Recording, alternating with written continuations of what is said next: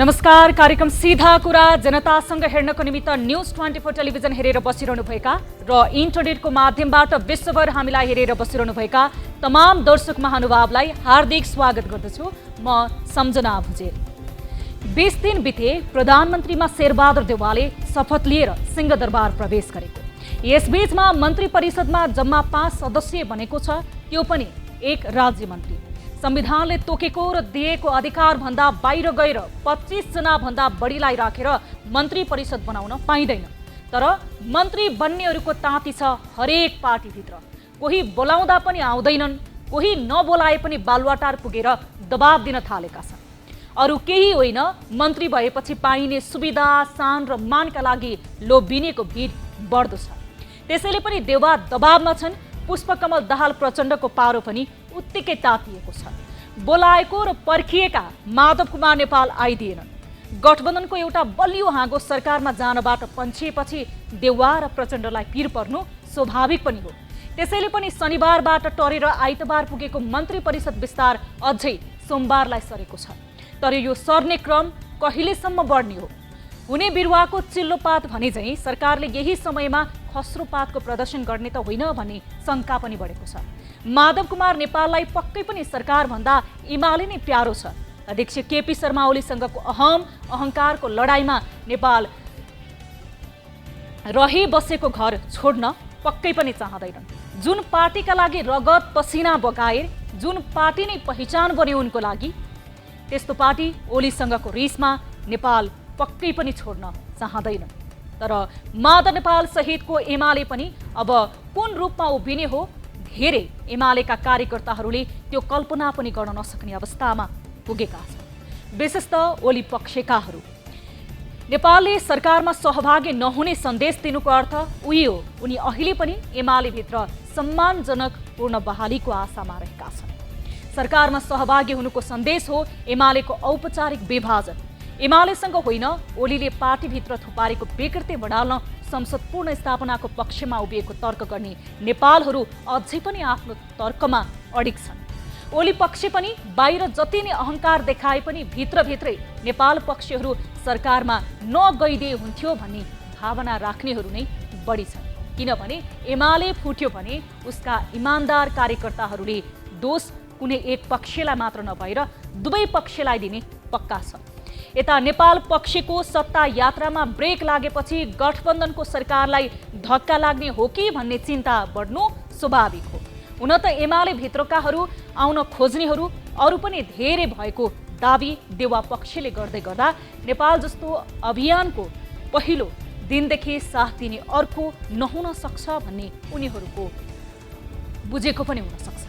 एमाले भित्र समाहित भएको खण्डमा नेपालको साथ र सहयोग गठबन्धनसँग टुट्ने निश्चित छ। यही बुझेका प्रचण्ड सबैभन्दा बढी पिरो लिनु स्वाभाविक पनि हो।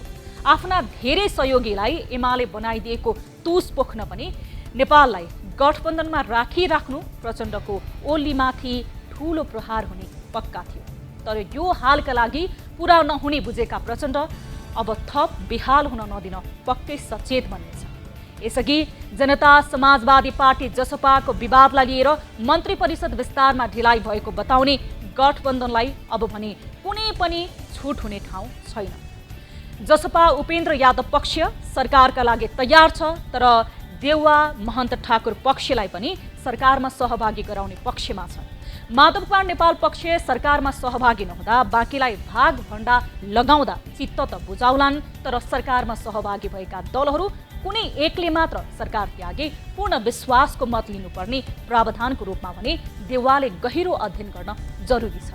किनभने भर पर्नु तर विश्वास कसैको नगर्नु भन्ने कुरा नेपाली राजनीतिमा धेरै पटक दोहोरिएका दृष्टान्तहरू हुन्। बालुवाटारबाट बालकोटको बारदलीमा पुगेका ओली पक्कै चुप लागेर बस्ने छैनन्। उनलाई पनि कोणबाट परेको चोटको हिसाब किताब उठाउनु नै छ। आफ्नो सत्ता टिकाउन जे पनि गरेका ओलीले देउवाको सत्ता बिगार्न पनि जुनसुकै खेल खेल्न तयार हुन सक्छन्। राजनीतिमा कोही कसैको स्थायी शत्रु र कोही स्थायी मित्र हुँदैनन्। त्यसैले पनि पाइला पाइलामा सचेत नबने देउवा सरकारको दिनगन्ती मन्त्री परिषद विस्तारको प्रसङ्गबाट नै सुरु हुन सक्छ। भोलि गएर खराब खेल खेलेर सत्ता टिकाउनुभन्दा अहिले नै बुद्धि पुर्याएको बेस। किनभने संविधान र संसदमाथिको निरन्तर प्रहारबाट नेपाली जनता धेरै आजित बनेका छन्। आउनुहोस् यो सँगै सुरु गरौँ जनताको चासो, गुनासो र प्रश्न सहितको विशेष कार्यक्रम सीधा कुरा जनता। लाइफबोय हात धुने समयका साथमा लाइफबोय।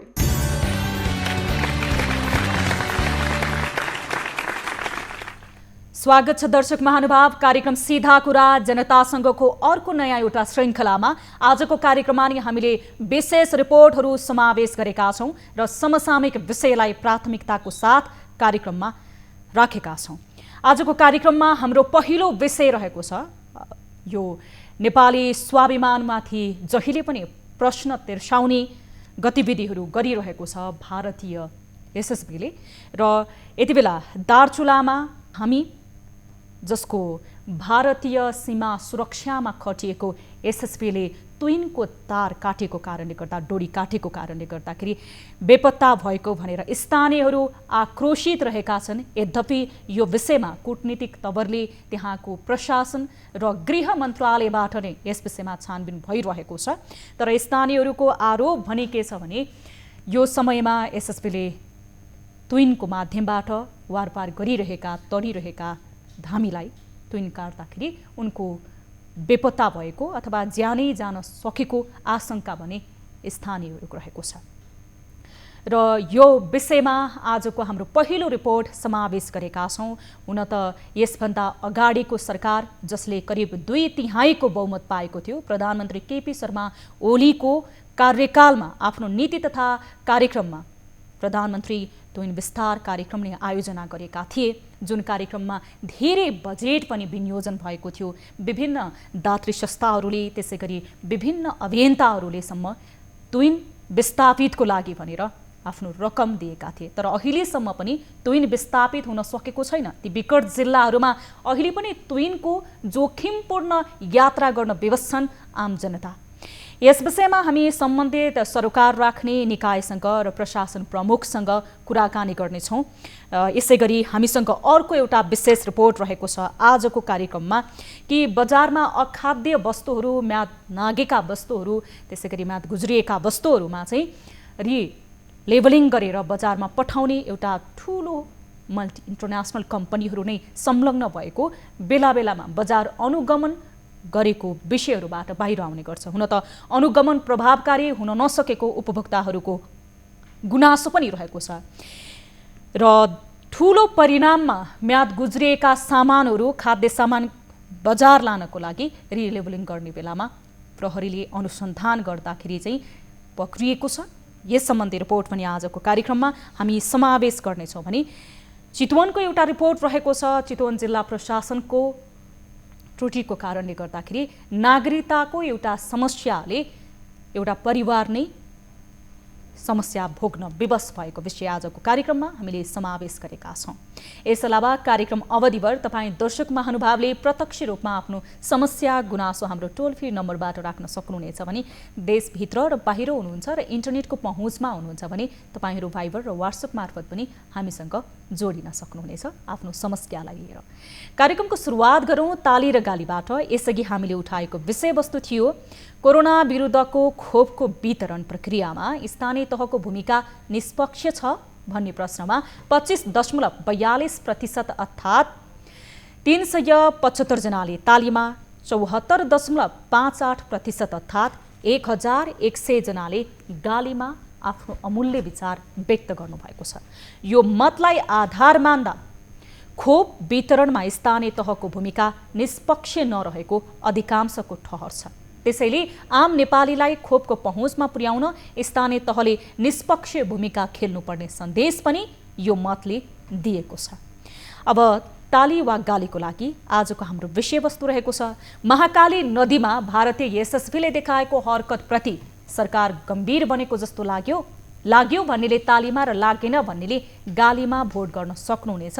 हाम्रो पात्रोको एप्लिकेसन मार्फत भोटिङ सुरु हुन्छ अबबाट।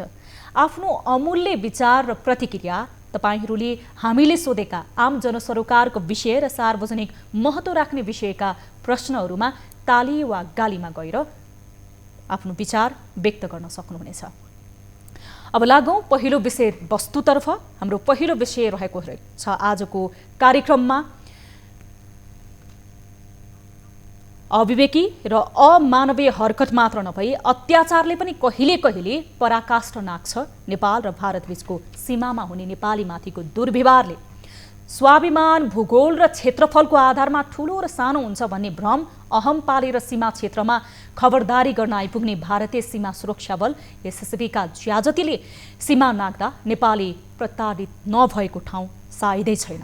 अत्याचारले पराकाष्ठ नाग्दा शुक्रबार महाकाली नदीको उर्लदो भेगमा जयसिंह धामी बगेर बेपत्ता भई दार्चुलाको व्यास गाउँपालिका 2बाट भारतको बाटो भएर सदरमुकाम जान खोज्दा एसएसबीले तुइनको लट्ठा फुस्काइदिएपछि 33 वर्षीय जयसिंह धामी महाकालीमा विलिन हुन पुगे। तर भारतीय पक्षले एसएसबीले तुइनको तार नकाटेको र नफुकालेको दाबी गरेको छ। जयसिंहलाई तुइनबाट तान्नेहरूको आँखाले धोका खाएको छैन। उनलाई तार्ने र उनीसँगै काठमाडौँको यात्रामा निस्किएका अन्य पनि महाकाली किनारामा साक्षी छन्। जयसिंह नफर्कने गरी बग्दा भारतीय पक्षले बोलेको झुटको विश्वास गर्ने हो या थप कुरा अघि नबढाउने हो भने महाकाली यसरी नै धेरै जयसिंहहरूलाई निलिरहने निश्चित छ। वर्षौंदेखि पुलको माग गर्दै आएका आफ्नो जनताका लागि पुल बनाउन नसक्ने सरकारले यो घटनामा चुप बसे आफ्नै जनतामाथि अन्यायको पराकाष्ठ हुनेछ। किनभने सीमामा बस्ने नेपालीहरूले राज्यको अनुभव नपाएको धेरै भइसक्यो। यता सरकारले घटनाको विषयमा छानबिन समिति समेत गठन गरेको छ। यो रिपोर्ट हेरौँ।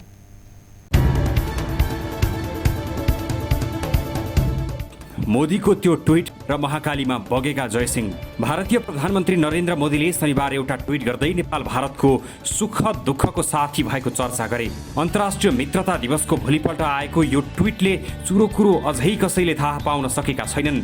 किन यो ट्विट गरे मोदीले? यही प्रश्न धेरैले उठाइरहँदा धेरैलाई भने शुक्रबार भारतीय एसएसबीले तुइन काटिदिएको जयसिंह धामीको जीवनको मूल्य खोज्न थालेका छन्। मोदीले भनेको नेपाल र भारत सुख दुःखका साथी भनेको त्यही जयसिंहहरूलाई देखाइएको व्यवहार हो त?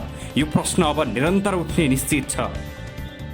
वक्तव्य मात्र निकाल्ने कि भारतलाई दबाब पनि दिने? घटना सार्वजनिक भएपछि समग्र मुलुक तरङ्गित बन्यो। सरकारले पनि स्थानीय प्रशासन मार्फत भारत सरकारको ध्यान आकर्षण गरायो। सबै राजनीतिक दलहरूले एकै स्वरले विरोध गरे। तर त्यो स्वर भारतको नयाँ दिल्ली पुग्यो कि पुगेन?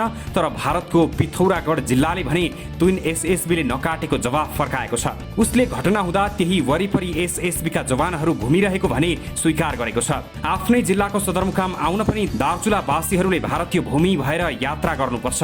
यसको अन्त्यका लागि दार्चुलावासीले वर्षौंदेखि धेरै आवाज उठाए। तर अहिलेसम्म कुनै पनि सरकारले सुन्न पनि नचाहेको स्थानीयको गुनासो छ।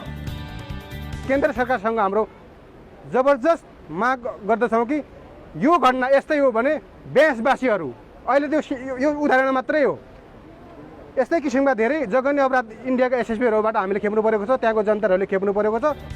यसरी काटियो तुइन र विलिन भए जयसिंह। स्थानीयवासी कल्याण सिंह धामीले मालघाटमा आफ्नो मामा पर्ने जयसिंह धामीलाई तुइनबाट भारतको पङ्गला भन्ने स्थानतर्फ तारेका हुन्। तर जयसिंह तुइनबाट तर्दै गरेको अवस्थामा एसएसबीका जवानहरू कराउँदा कराउँदै तुइनको लट्ठा फुस्काइदिएपछि उनी महाकालीमा बेपत्ता बनेका थिए। वारी काठको खम्बा र पारी रुखमा बाँधेर 21 वर्षदेखि सञ्चालन हुँदै आएको तुइन मार्फत हिउँदमा 50 र बर्खामा 100 रुपियाँ तिरेर सर्वसाधारणले महाकाली तर्ने गर्दै आएका छन्। शुक्रबार जयसिंह सहित विक्रम रङ्गली र अनिता धामी पनि काठमाडौँ सँगै आउने तयारीमा थिए। तर एसएसबीको ज्यादतीले जयसिंह महाकालीमा विलिन हुँदा रङ्गली र अनिता धामी भने नेपालतिर रोकिएका थिए। यो घटनापछि स्थानीयवासी राज्यसँग आक्रोशित हुँदै अब केही पनि नमाग्ने बताउन थालेका छन्।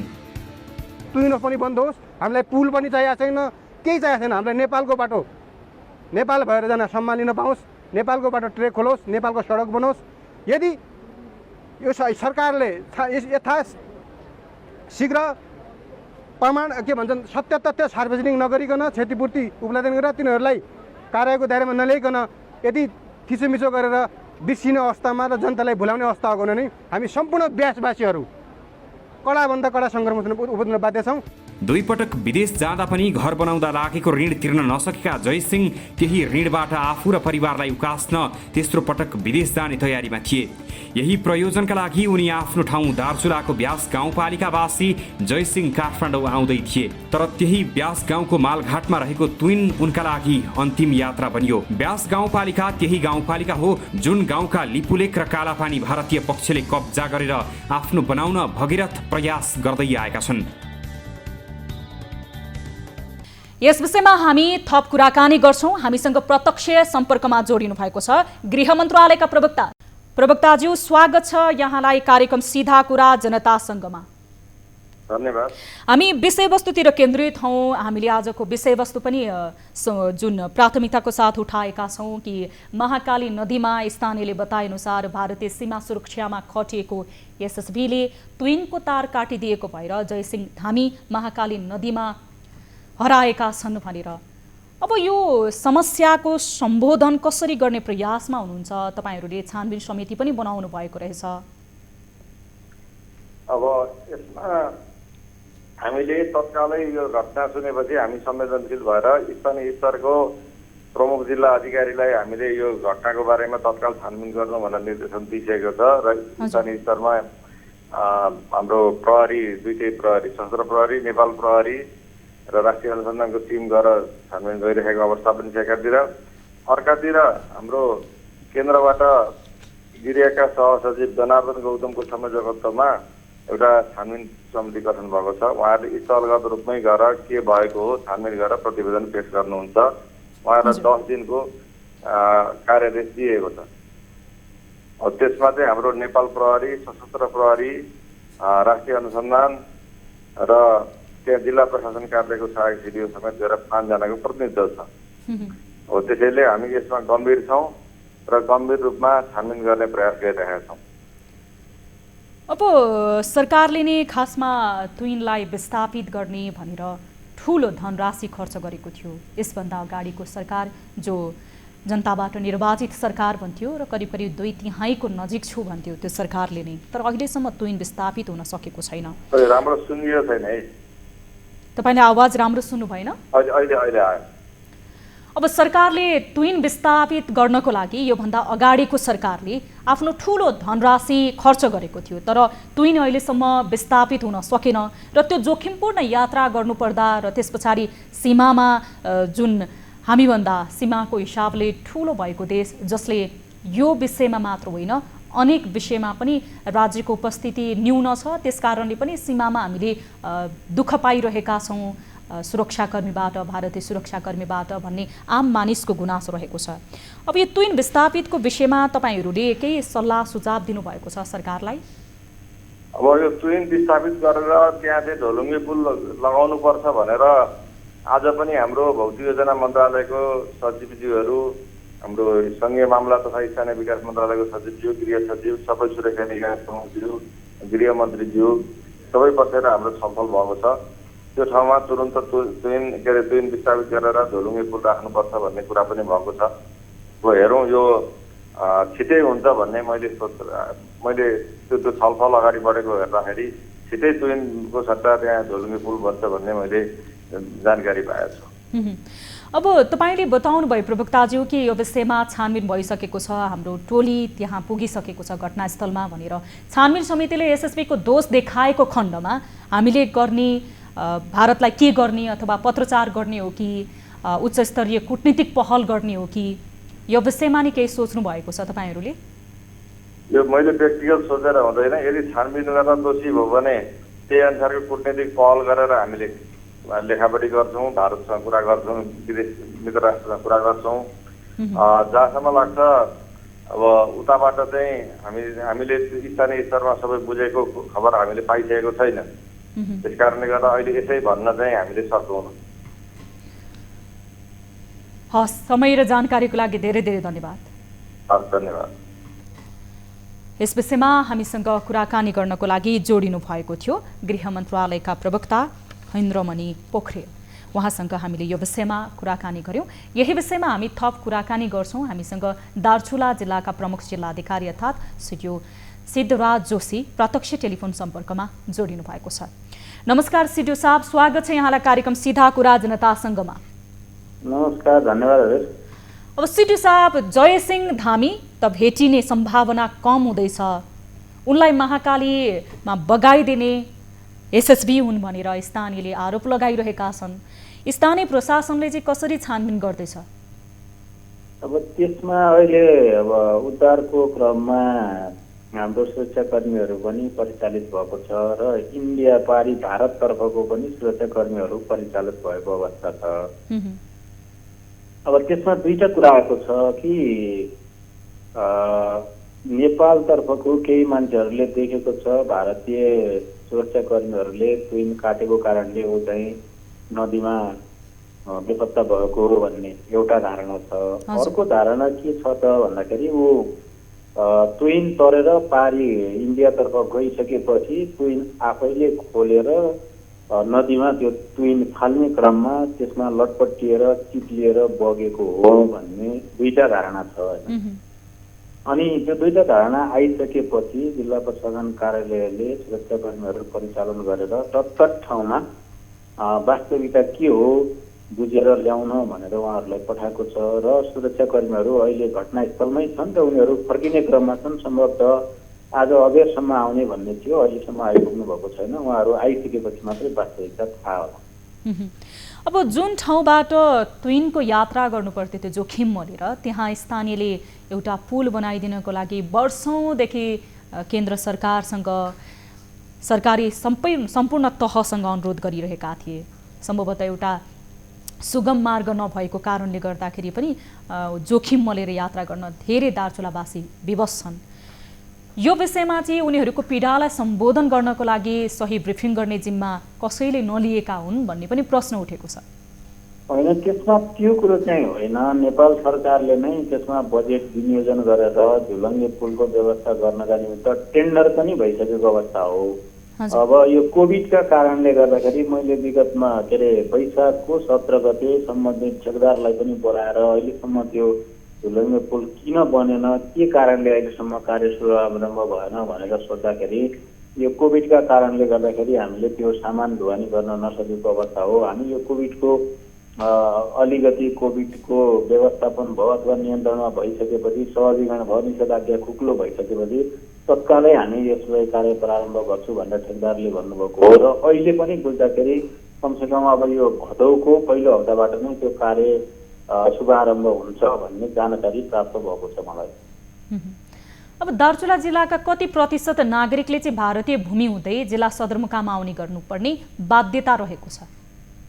अब त्यसमा यति नै प्रतिशत दार्चुलाको जनसङ्ख्याले तुइनको प्रयोग गर्छ भनेर त्यसको यकिन छैन।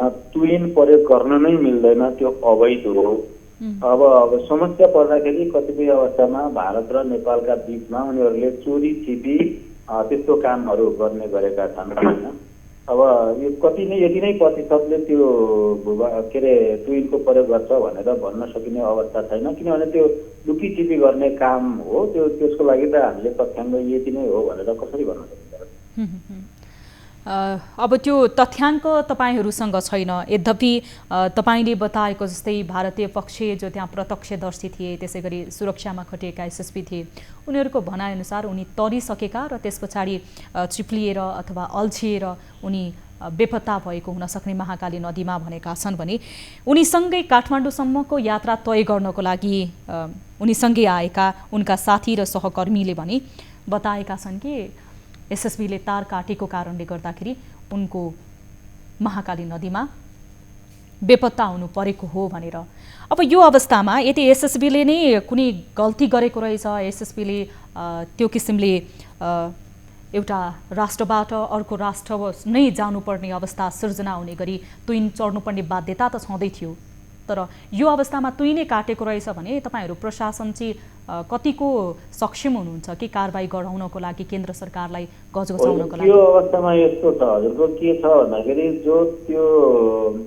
अब त्यो जयसिंह धामी जुन तुइन तरेर जुन बेपत्ता भए त्योभन्दा अगाडि पनि 4 जना व्यक्तिहरू चाहिँ त्यो तुइन तरेर पारी गएको छन् र तिनीहरूसँग हाम्रो सम्पर्क भएको छ। हिजो पनि तिनीहरू यहाँ दार्चुलामा आएर उनीहरूसँग मैले पनि कुरा गरेको छु। उनीहरूले हामीले त्यो ट्विन एसएसपीले ट्विन काटेको हो भनेर हामी भन्नु नै सक्दैनौँ, किनभने हामी त्योभन्दा धेरै माथि गइसकेका छौँ, हामीलाई त्यो जानकारी छैन भनेर भनेको अवस्था छ।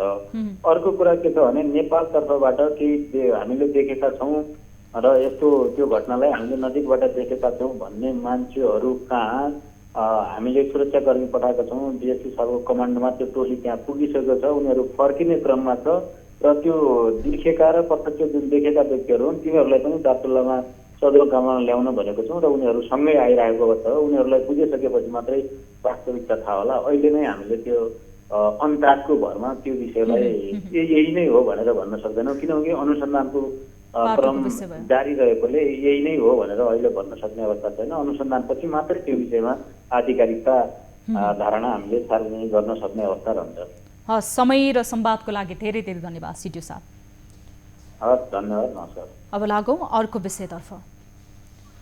बजारमा अनुशासनहीनता अझै कायम छ। उपभोक्ता ठग नगरिने 10 थरी प्रपञ्चहरू कायम रहँदा सरकारी निकायहरूले समय समयमा गर्ने अनुगमन, समय समयमा मार्ने छापा र गर्ने कारबाही देखावटी मात्र भएको पुष्टि समेत हुन थालेको छ।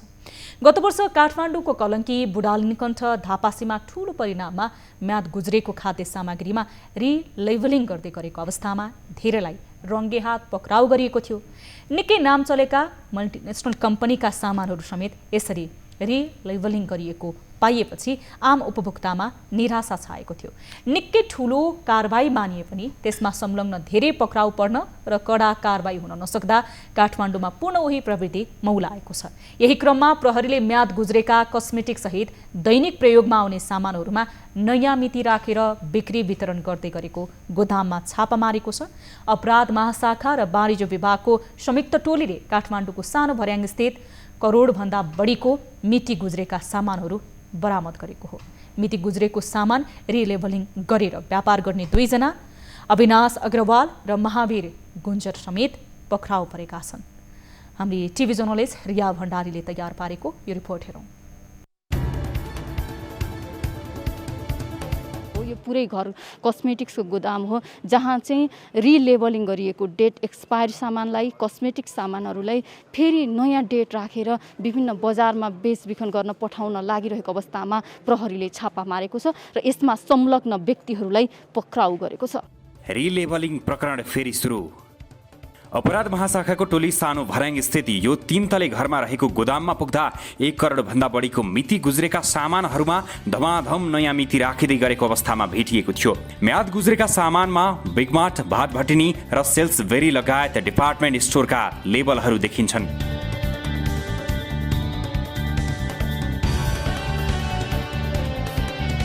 प्रहरीको प्रारम्भिक अनुसन्धानले ठूला सुपरमार्केटबाट म्याद गुज्रिएको सामग्रीहरू उठाउने र त्यसलाई नयाँ मिति राखेर बेच्ने गरेको पाइएको छ। हामीले 2 जना मान्छे चाहिँ नियन्त्रणमा ल्याएको छौँ, यसको सञ्चालक, म्यानेजर र लगभग अब अलि बेसिक हेर्दाखेरि अब यो एउटा घरमा 1 करोडभन्दा बढी मूल्यको हुन सक्ने प्रारम्भिक हामीले सुरु हेर्दाखेरि करोडभन्दा बढीको चाहिँ यही घरमा छ। अब अन्यत्र पनि अन्य गोदामहरू छन् भनेका छन्। हामी अब थप अनुसन्धान चाहिँ वाणिज्यको सरहरू आउनु भएको छ, वाणिज्यको सरहरू अब हामी सबै जोइन्टली नाम चलेका कम्पनीको करोडौंको सामग्री बरामद। प्रहरीको टोलीले सानो भर्याङ सहित भोटेबहालको गोदामलाई पनि सिल गरेको छ। सानो भर्याङ र भोटेबहालमा 2 गोदाम गरी 1 करोड 70 लाख बराबर मूल्यको सामग्री छ। मिति गुज्रिएको सामग्रीलाई अनुसन्धानपछि नष्ट गरिने बताइएको छ। बरामद सामग्रीहरूमा कस्मेटिक, सरसफाइका सामग्री, दैनिकी प्रयोजनका घरायसी सामग्रीहरू रहेका छन्। जनस्वास्थ्यसँग प्रत्यक्ष जोडिएका त्यस्ता सामग्रीमा नक्कली म्याद राखेर बेच्नेलाई उपभोक्ता संरक्षण ऐन 2075 को दफा 16 को उपदफा 2 मा नक्कली म्याद राख्न नपाइने उल्लेख छ। दफा 39 को उपदफा 1 को खमा यस्तो क्रियाकलाप गरे तत्काल 2 देखि 3 लाखसम्म जरिवाना गर्ने व्यवस्था गरेको छ। बजारमा पठाउने तयारी हुँदै गर्दा बरामद। वाणिज्य विभागले पनि उपभोक्ताको स्वास्थ्यसँग खेलवाड गर्ने अपराध गर्नेलाई कडा कानुनी व्यवस्था रहेको बताएको छ। सन् 2021 मा मिति सकिएका यी सामग्रीलाई सन् 2024 सम्मको म्याद राखेर बजार पठाउने तयारी हुँदै थियो। हामीले एक ठाउँमा चाहिँ यसलाई नियन्त्रणमा लिएर राखेका छौँ। हाम्रो प्रहरी त्यहाँ छ, हामी त्यहाँ जान्छौँ। अब मलाई लाग्छ त्यहाँ पनि यस्तै गोदाम राखिएको छ भोटेवाल भन्ने ठाउँमा, हाम्रो जानकारीमा आएअनुसार अब हामी त्यहाँ पनि जान्छौँ। अहिलेसम्म यस्तो खालको सूचना रिलेबलिङको कति ठाउँबाट आएको छ? होइन, हामीलाई अरू सूचना भन्दा पनि यो जुन हामी भेरिफाई गऱ्यौँ, जुन अहिलेलाई हामीलाई आएको यही सूचना हो। किनकि यहाँ चाहिँ यो सामान एक्सपायर भएको सामान रिलेबलिङ गरिन्छ भन्ने सूचना आएपछि भेरिफाई गर्दाखेरि त्यो यकिन भयो। प्रहरीलाई म्याद गुज्रिएको सामग्री चीनबाटै आयात गर्ने सूचना आएको थियो, तर नेपालमै म्याद गुज्रिएका सामग्रीमा रिलेबलिङ गर्ने गरेको अन्य सूचना पनि प्राप्त भइरहेकाले अनुसन्धानलाई तीव्र बनाइएको छ। केही म्याद गुज्रेका सामानहरू बजारबाट उठाएर यहाँ चाहिँ फेरि पुनः नयाँ म्याद राखेर पठाउने गरेको जस्तो देखिएको छ। अब हामी यसको स्याम्पलहरू हामीले उठाएका छौँ, व्यक्तिलाई पक्राउ पनि गरेको छौँ र अब अनुसन्धानबाट के देखिन्छ ती कुराहरू चाहिँ हामी पछि तपाईहरुलाई भन्नेछौँ। कस्मेटिक सामग्री होस् वा दैनिक उपभोग्य सामग्री मिति गुज्रिएको प्रयोग गर्दा स्वास्थ्यलाई हानि गर्छ। मिति गुज्रिएको सामग्री नष्ट गर्नुपर्ने हो, तर नेपालमा पटक पटक मिति गुज्रिएको सामग्रीमा नयाँ मिति हालेर बेच्ने गरेको पाइएको छ। यो किसिमको अपराध गर्नेलाई कडा कारबाही नहुँदा जनस्वास्थ्यमा खेलवाड हुने त्यस्ता गतिविधि दोहोरिँदो छ। सरकारी निकायहरूले गर्ने कारबाहीमा कमजोरी र त्यस्ता गतिविधि विरुद्ध मुद्दा लिएर अदालतमा जानु अघि नै कमजोर पार्ने प्रवृत्तिले आम उपभोक्ता ठगिने क्रम जारी रहेको छ। यस विषयमा हामी थप कुराकानी गर्छौं। हाम्रो प्रत्यक्ष टेलिफोन सम्पर्कमा जोडिनु भएको छ वाणिज्य आपूर्ति तथा उपभोक्ता संरक्षण विभागका प्रवक्ता शिवराज सेडाई। हामी उहाँसँग कुराकानी गर्छौं। प्रवक्ताज्यू नमस्कार, यहाँलाई स्वागत छ कार्यक्रम सीधा कुरा जनतासँगमा। प्रवक्ताज्यू, अब यसअघि पनि यस्ता घटनाहरू देखिएका हुन्, तर पुनः उस्तै घटनाहरू दोहोरिन्छन्, यसको कारण चाहिँ के होला? अत्यन्त समसामयिक विषय आजको हाम्रो वाणिज्य आपूर्ति तथा उपभोक्ता संरक्षण विभागले समेत को सहभागितामा र समन्वयमा भएको अनुचित व्यापारिक क्रियाकलापको बारेमा यहाँले आज हाम्रो विभागीय धारणा राख्ने मौका, मलाई बोल्ने मौका दिनुभयो, त्यसको लागि धन्यवाद दिन चाहन्छु। र यो अति बजारमा चर्चा र चासोको विषय बनेको छ। यहाँले पनि उच्च महत्त्व दिएर मिडियाहरूबाट प्रसारण गरिरहनु भएको छ। यस्ता चर्चा र यहाँहरूको मिडिया मार्फत हुने प्रसारण हुने समाचारले आम नागरिकहरूलाई सजग र जागरुक बनाउँछ भने यस्ता किसिमका गलत अनुचित व्यापारिक क्रियाकलाप र गैर व्यावसायिक हरकत गर्ने, गैर कानुनी काम गर्ने व्यवसायीहरूलाई अलिकति ध्यानाकर्षण पनि गर्छ र यस्ता कारवाही हुन नदिन यस्ता कार्यक्रमहरूले सहयोग गर्छ। यसको लागि म यहाँलाई हार्दिक धन्यवाद दिन चाहन्छु, मेरो व्यक्तिगत रूपमा र विभागको तर्फबाट पनि। आज यहाँले उठाउनु भएको यस्ता काम कारवाहीहरू किन दोहोरिरहन्छन् भन्दाखेरि विशेष गरी समाजमा किन अपराध हुन्छ भन्ने कुराहरू, किन यस्ता गैर कानुनी अनुचित व्यापारिक क्रियाकलापहरू हुन्छन् भन्ने कुरो यहाँले उठाउनु भयो। यसमा हामी आम उपभोक्ताहरू, सम्बद्ध व्यवसायीहरू, अधिकार कर्मीहरू, विशेष गरी उपभोक्ता हित संरक्षण सम्बन्धी काम गर्ने अधिकार कर्मी र संस्थाहरू, यहाँहरू मिडिया कर्मी र मिडिया क्षेत्र र हामी नेपाल सरकारका नियमन निकायहरू को समन्वयात्मक र प्रभावकारी आफ्नो जिम्मेवारी र उत्तरदायित्व प्रभावकारी ढङ्गबाट वहन गर्यो भने यस्ता कुराहरू बिस्तारै कमजोर हुँदै जान्छन् र आम नागरिकहरूका, आम उपभोक्ताहरूका अधिकारहरू चाहिँ सुरक्षित हुँदै जान्छन् र यस्ता गलत हरकतहरूले चाहिँ प्रश्रय पाउने छैन। र यसरी दोहोरिँदै जानुमा यस्तै हाम्रा समन्वयका अभावहरू होलान्। हजुर, हाम्रा काम कारवाही र क्रियाकलापहरूले उनीहरूलाई चाहिँ स्पष्ट हुन नसकेको हो कि भनेर शङ्का गर्न त सकिन्छ। तथापि हाम्रो सामाजिक, आर्थिक, राजनीतिक, सांस्कृतिक परिवेशलाई पनि हेर्नुपर्ने हुन्छ र संसारमा एउटा प्राकृतिक नियमको सिद्धान्त जस्तो पनि छ, अगाडि अगाडि चोर र पछाडि पछाडि पुलिस भन्ने सिद्धान्त जस्तो। र हामी जति क्रियाशील हुन्छौँ यस्ता घटनाहरू घट्दै जान्छन् र यस्ता गलत क्रियाकलापहरूलाई निस्तेज पार्न र कानुनमा भएका व्यवस्थाहरू अनुसार कारवाही गर्न वाणिज्य आपूर्ति तथा उपभोक्ता संरक्षण विभाग निरन्तर प्रतिबद्ध र क्रियाशील छ। त्यही प्रतिबद्धता र क्रियाशीलताका स्वरूप यस्ता किसिमका गलत क्रियाकलापहरूलाई अनुचित व्यापारिक काम कारबाहीहरूलाई कानुनको दायरामा ल्याउन आज हामी सफल भएका छौँ। अब तपाईँले बताएअनुसार यो घटनामा जुन प्रशासन र जसले यो नियमहरू कार्यान्वयन गराउन सक्नु पर्थ्यो त्यो निकायकै समन्वयनमा अभाव भएको भनेर बताउनु भयो। अब यसरी त बजारमा स्वास्थ्यकर सामग्री कहिले पाउँछन् त उपभोक्ताले? उपभोक्ताको स्वास्थ्यमाथि, उपभोक्ताको हित र अधिकारमाथि त यो अन्याय भयो र यसमा चाहिँ कति प्रतिशत कमजोरी चाहिँ सरकारी निकायको होला? अब यो सामाजिक विषय हो, सोसल साइन्समा ठ्याक्कै यहाँले भन्नु भएको जस्तो यहाँ 80% यसको जिम्मेवारी 80% यसको जिम्मेवारी भन्ने होइन, यसको 100 का 100 जिम्मेवारी चाहिँ आफ्नो व्यावसायिक मूल्य, मान्यता, धर्म, राज्यको कानुनलाई नमान्ने व्यवसायीहरूले नै लिनुपर्ने हुन्छ। यदि हाम्रो व्यावसायिक क्षेत्र, हाम्रो व्यापारिक क्षेत्र, हाम्रो व्यवसायीहरू आफ्नो व्यावसायिक मूल्य, मान्यता, धर्म र राज्यको कानुनप्रति वफादार बनिदिने, इमान्दार बनिदिने हो भने यस्ता कुराहरू धेरै कम हुन जान्छन्। साथसाथै यहाँले भन्नुभयो जस्तो हाम्रो नेपाल सरकारका निकायहरू बीच अन्तर समन्वय छ, तथापि सुधार र विकास भन्ने कुरो चाहिँ निरन्तर भइरहने र अन्तहीन प्रक्रिया हो, यो कहिले टुङ्गिँदैन र सधैँ आवश्यक भइरहेको छ।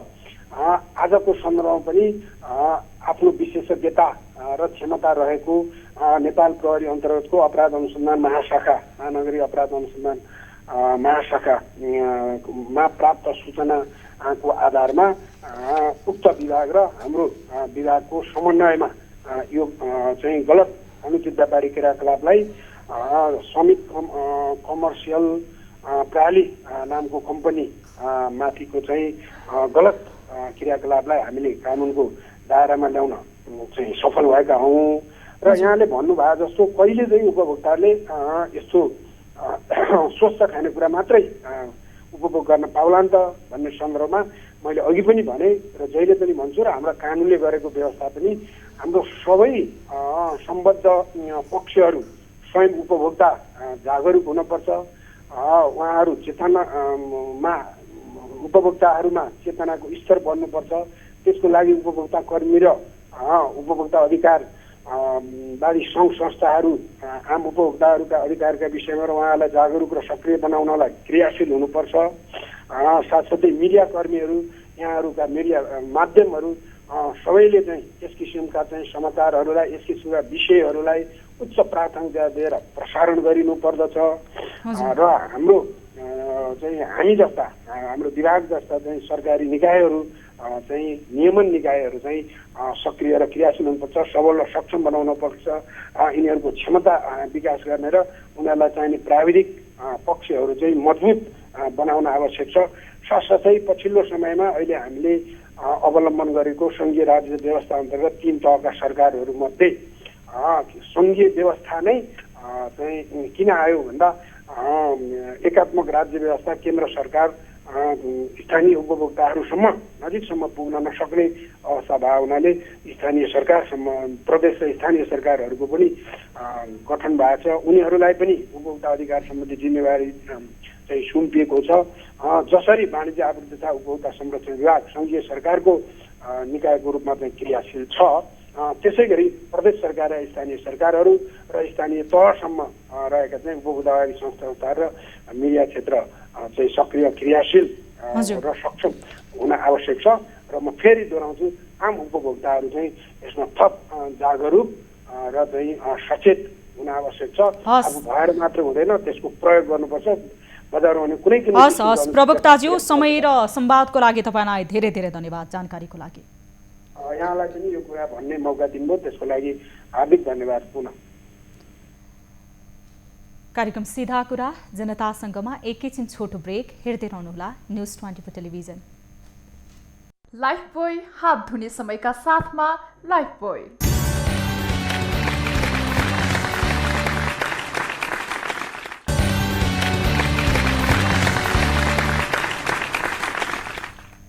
ब्रेकपछि स्वागत छ। कार्यक्रम सीधा कुरा जनतासँगमा अब लागौँ अर्को विषयतर्फ। नागरिकताको विषयमा कुन हदसम्मको लापरवाही हुन्छ भन्ने प्रमाण बेला बेलामा सार्वजनिक हुँदै आएका छन्। जिल्ला प्रशासन कार्यालय चितवनले गरेको यस्तै एउटा गल्तीले एउटा परिवार अहिले तनावमा परेको छ भने चितवन प्रशासनलाई लाज मर्नु नै भएको छ। बुबाको मृत्यु भएको 3 वर्षपछि छोरा जन्मेको एक नागरिकताले पुष्टि गरेपछि अचम्म र उदेक लाग्दो यो घटनालाई अहिले कसरी मिलाउने भन्ने तनाव आइलागेको छ। 2043 साल फागुन महिनामा बितेका एक व्यक्तिको छोरा 2046 साल मङ्सिर 5 गते जन्मेको र उनले 2063 सालमा नागरिकता लिएको देखिएपछि यो महागल्तीको सजाय खोजी सुरु भएको छ। अहिले नागरिकता लिने छोरा त थुनामा छन्, तर नागरिकता बनाइदिने चाहिँ कहाँ छन्? चितवनबाट हाम्रा टिभी जर्नलिस्ट चरण महतो र केदार शर्माले पठाएको यो रिपोर्ट हेरौँ। बुबा बिते 2043 सालमा, छोरा जन्मिए 2046 सालमा। जिल्ला प्रशासन कार्यालय चितवनले जारी गरेको नागरिकतामा बुबाको मृत्यु भएको 3 वर्षपछि छोराको जन्म भएको तथ्य फेला परेको छ। कर्मचारीको लापरवाहीका कारण बाबुको मृत्यु भएको 3 वर्षपछि छोराको जन्म भएको विषयले जिल्ला प्रशासन कार्यालय चितवन भने हैरान बनेको छ। 2063 सालमा भरतपुर महानगरपालिका वडा नम्बर 11 का सुरज गुरुङले आफ्नो बुबा इमान सिंह गुरुङ भएको भनी नागरिकता लिएका छन्, जबकि 2043 साल फागुन महिनाको 15 गते इमान सिंह गुरुङको मृत्यु भइसकेको मृत्यु दर्ता नै बनिसकेको छ। तर यता नागरिकता बनाएका सुरज गुरुङको जन्म भने 2046 साल मङ्सिर 5 गते भएको उनको नागरिकताले प्रश्न पार्दछ। यो हेर्नुहोस् सुरजको जन्ममिति र बुबाको मृत्युको दिन।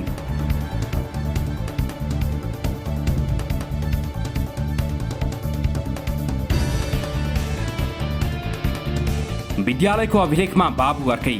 2046 साल फागुन 15 गते साइली गुरुङ र सनबहादुर राणा मगरको छोराको रूपमा उनको जन्म भएको थियो।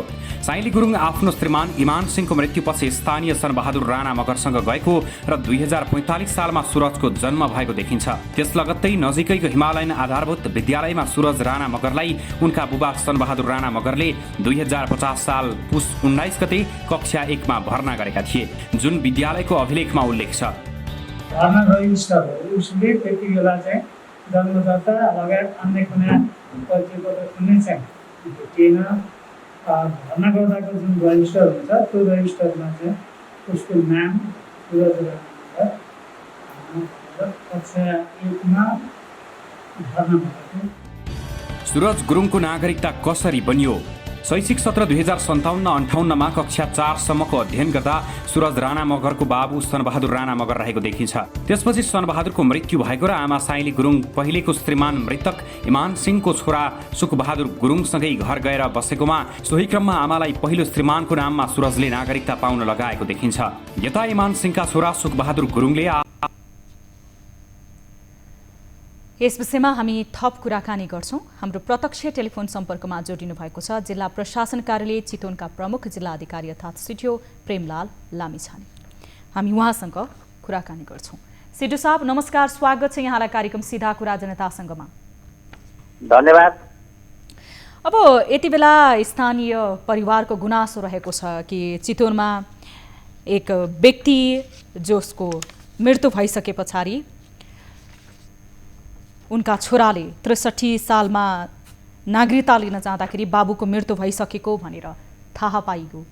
अब नागरिकता दिलाउने व्यक्ति यति बेला कारबाहीको प्रक्रियामा छैनन्, तर नागरिकता लिने व्यक्ति भने निगरानीमा रहेका छन् भनेर बताइएको छ।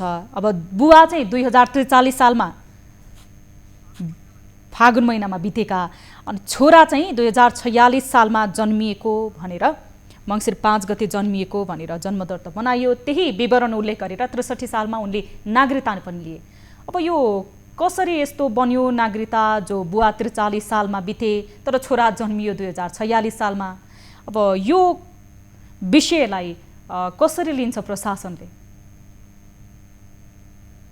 त्यो सम्बन्धी सबै सत्य तथ्य बुझेर कागज प्रमाणहरू हेरेर मात्रै भन्न सकिन्छ। अहिले त म त्यसरी भन्न सक्छु र अब सम्बन्धित गुनासो गर्ने व्यक्ति तपाईको सम्पर्कमा आउनु भयो भने तपाईले यो विषयमा बुझ्नुहुन्छ? मसँग आउनु हो भने के र त उहाँसँग रहेको आधार प्रमाण कागजहरू, कार्यालयमा रहेको अभिलेखहरू सबै हेरेर सत्य तथ्य बुझेर कानुन बमोजिम के गर्न पर्ने हो जिल्ला प्रशासन कार्यालयले गर्छ।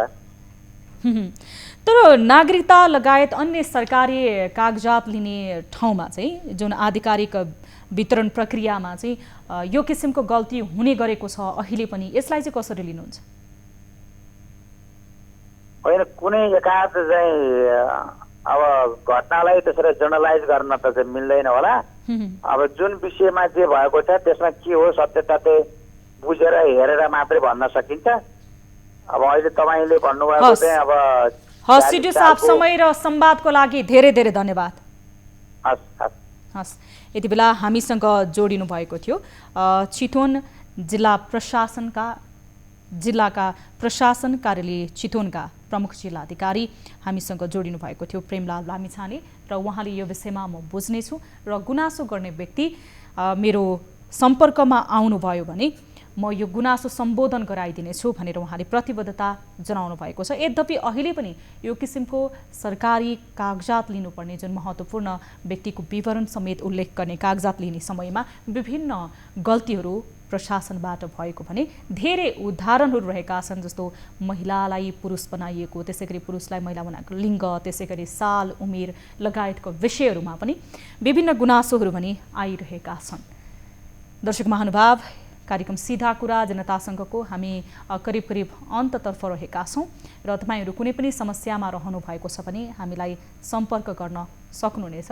हाम्रो टोल फ्री नम्बर रहेको छ 1660 011 2424 98 015 72424 98 84 011 037 मा कुनै समस्या गुनासो रहेको छ भने तपाईहरूको समस्या र गुनासो पनि हामी सम्बोधन गर्ने र सम्बन्धित सरकार राख्ने निकायसम्म पुर्याउने कोसिस गरिरहेका छौँ र गर्दै आइरहेका छौँ। तपाईहरू पनि विभिन्न समस्या भोगिरहनु भएको छ भने हामीलाई प्रत्यक्ष रूपमा सम्पर्क गर्न सक्नुहुनेछ हाम्रो टोल फ्री नम्बरमा, जहाँ सम्पर्क गर्दा तपाईको पैसा लाग्ने छैन। कार्यक्रम सीधा कुरा जनतासँगबाट म सम्झना भुजेल बिदा माग्दछु। थप न्युजको लागि हाम्रो वेबसाइट www.news24nepal.com हेर्न नभुल्नुहोला र साथै तपाईले हामीलाई हाम्रो फेसबुक, ट्विटर र युट्युबबाट पनि जोडिन सक्नुहुनेछ, हाम्रो अफिसियल फेसबुक पेजबाट पनि। र त्यसै गरी तपाईहरू इन्टरनेटको सुविधा रहेको छ, पहुँचमा हुनुहुन्छ देश तथा विदेशमा भने भाइबर व्हाट्सएपबाट पनि हामीसँग आफ्नो समस्या र गुनासो लिएर जोडिन सक्नुहुनेछ। कार्यक्रम सीधा कुरा जनतासँगबाट म सम्झना भुजेल बिदा माग्दछु। हामी निरन्तर न्युजमा छौँ। नमस्ते।